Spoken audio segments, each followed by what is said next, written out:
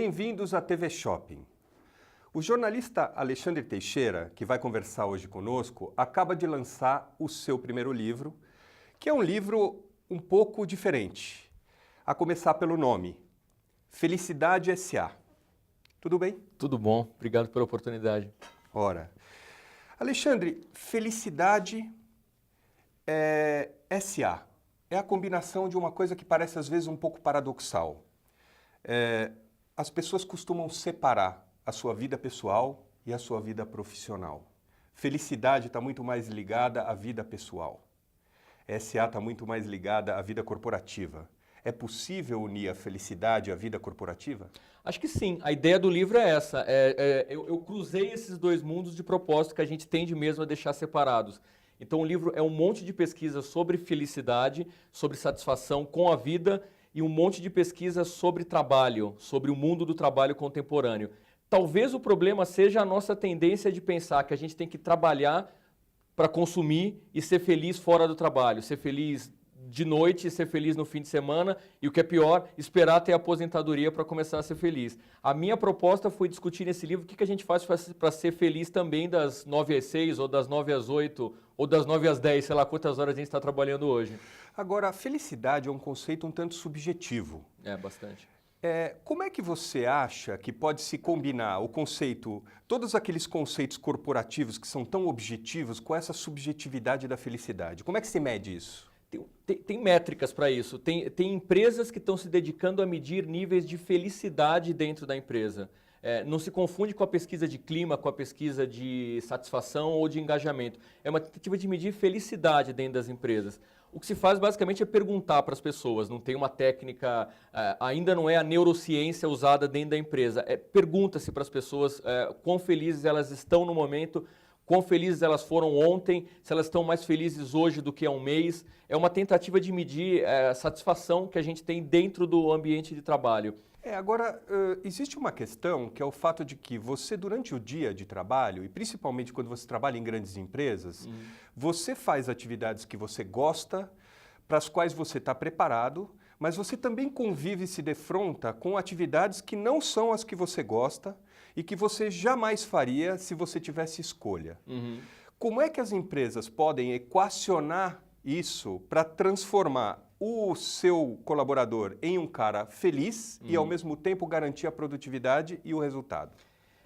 Assim, eu acho que tem uma coisa que, antes da gente olhar para a empresa, brevemente eu te digo, tem uma coisa que depende muito de cada profissional, seja lá em que nível hierárquico ele está, que é descobrir até que ponto o que ele faz por prazer e também pelo dinheiro e não pelo nada de prazer e só pelo dinheiro. Quando a gente começa a acumular uma quantidade grande de trabalho que a gente faz só pelo dinheiro, que são as coisas que a gente não faria se não estivesse recebendo o pagamento, eu acho que tem alguma coisa errada com o nosso trabalho. Isso é uma coisa bem importante. Agora, do ponto de vista das empresas, nenhuma empresa pode assegurar que os seus funcionários só vão fazer o que eles gostam de fazer. Evidente. É um pouco da lógica do trabalho você fazer coisas que são, às vezes, um pouco penosas, um pouco custosas. O que as empresas estão tentando fazer é equilibrar um pouco melhor isso. E o primeiro passo é entender quem são as pessoas que trabalham para elas. O que te dá prazer? Se eu sou seu gestor, eu preciso saber o que te dá prazer. Eu preciso saber que tem certas atividades que eu sei quais são, que são as que você gosta de fazer, e tem aquelas que você faz porque são parte do pacote. E tentar equilibrar isso e não exigir que você faça basicamente as coisas que você não gosta. Que, infelizmente, é uma situação não exatamente atípica dentro das empresas. Agora, tem uma coisa importante, porque você pegou uma amostragem, você estava falando de presidentes de empresas, diretores de RH, etc. Normalmente, essas pessoas são bem remuneradas. É mais fácil ser feliz sendo bem remunerado? E até que ponto isso vai? Até que ponto a remuneração influencia na felicidade objetivamente? Tá, te respondo em dois momentos. O primeiro é uma aparente contradição. A última pesquisa que eu conheço sobre felicidade no trabalho do Brasil, que foi bastante abrangente, pegou desde presidentes de empresa até as pessoas no chão de fábrica, tão amplo quanto possível. 3/4 dos brasileiros se declararam felizes nessa pesquisa. Bastante coisa. 3/4 se declararam Muita felizes. Coisa. Jamais imaginaria. Pois é. Aí você vai no nível de executivos e é uma outra pesquisa com outra metodologia, não necessariamente comparável, mas eu acho que diz alguma coisa. É uma pesquisa em 16 países, é uma pesquisa bastante completa e internacional. os executivos brasileiros foram os que reportaram níveis mais baixos de satisfação com o trabalho, sobretudo no que diz respeito ao equilíbrio entre vida pessoal e vida profissional.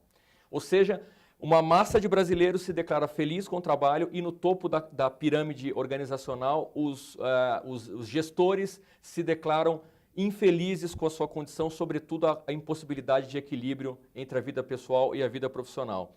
Eu acho que isso responde um pouco à sua pergunta. Não necessariamente quem está no topo é mais feliz do que quem está na base. Não necessariamente, não quer dizer que o oposto é verdade. Até que ponto isso é importante? Eu cito no livro uma pesquisa grande que foi feita, foi divulgada em 2010 nos Estados Unidos, uma pesquisa que acompanhou quase 500 mil de americanos, cerca de 500 mil americanos, coordenada por um pesquisador que chama Daniel Kahneman, que é um psicólogo israelense radicado nos Estados Unidos, que ganhou um Nobel de Economia, é um psicólogo que estuda economia. Esse cara coordenou a pesquisa, obviamente um monte de gente trabalhou na pesquisa, e chegou a um número médio de 75 mil dólares por ano nos Estados Unidos, seria o que você precisa ter de dinheiro para ter as suas necessidades básicas atendidas. Moradia, saúde, educação. Necessidades básicas ou necessidades básicas para ser feliz? A tese por trás dessa pesquisa é que você precisa ter uma vida confortável bastante para você deixar de pensar em dinheiro como uma urgência. Enquanto você está correndo atrás de mais dinheiro para sustentar sua família, para botar comida em casa, para pagar um plano de saúde, oferecer uma educação para os seus filhos, o dinheiro é uma premência, é uma coisa que está no topo da sua agenda. Enquanto isso acontece, faz sentido você correr atrás de mais dinheiro, porque você não dorme tranquilo à noite se você não tiver dinheiro para isso. Depois desse ponto, e a tentativa dessa pesquisa foi dizer que ponto é esse, acumular mais dinheiro não necessariamente te ajuda a ser mais feliz. Existe o risco, nesse raciocínio, de duas coisas. Primeiro, a gente entender que a necessidade do dinheiro é sempre uma coisa ruim. Uhum. E o segundo risco é de que você tem duas vidas. Você tem uma vida no trabalho que serve para suprir a necessidade material na sua vida fora do trabalho. Uhum. Eu quero te fazer essas duas perguntas. Tá Primeiro, existem essas duas vidas e elas têm essa mecânica. A quem isso serve, esse conceito? E a segunda coisa é, o dinheiro ou a necessidade do dinheiro é sempre ruim? Não, não é sempre ruim. O que as pesquisas que eu tive acesso mostram é isso.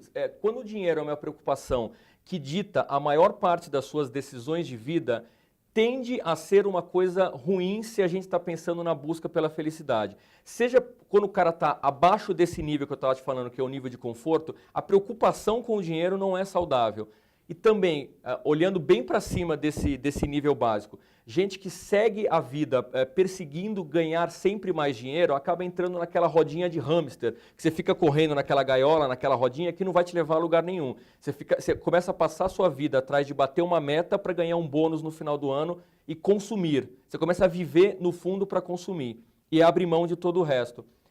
Se existem duas vidas, uma vida pessoal, uma vida no trabalho e a felicidade está na vida pessoal e a outra está no trabalho para bancar essa talvez seja a visão clássica do trabalho, mas eu acho que é uma visão que dificulta a gente ter uma vida mais feliz. Você acha que as empresas caminham para isso, para esse tipo de filosofia? Elas estão se abrindo para entender a importância da felicidade dos seus funcionários ou ainda estamos na toada do resultado antes de tudo? Nós estamos na toada do resultado antes de tudo. Essa é a realidade do mundo empresarial no Brasil e, em grande medida, no mundo. Porém, existe uma tendência que eu identifico claramente em boas empresas. Pega a lista que você quiser de melhores empresas para trabalhar, não necessariamente só essas, mas você tem empresas de ponta que já descobriram que isso é importante, que zelar pela satisfação do seu funcionário, criar condições para o seu colaborador ser mais feliz, não é somente um gesto humanitário, uma preocupação de ordem moral, por exemplo. Há uma correlação forte entre resultados financeiros e resultados na área de recursos humanos. Eu vou citar de novo uma pesquisa americana só porque os Estados Unidos são muito bons de estatística e nós não somos muito bons de estatística. É um cruzamento dos resultados das 100 melhores empresas para trabalhar nos Estados Unidos com o universo das 500 empresas mais negociadas na Bolsa de Nova York. Período de 6 anos de análise e resultado financeiro, retorno para o acionista.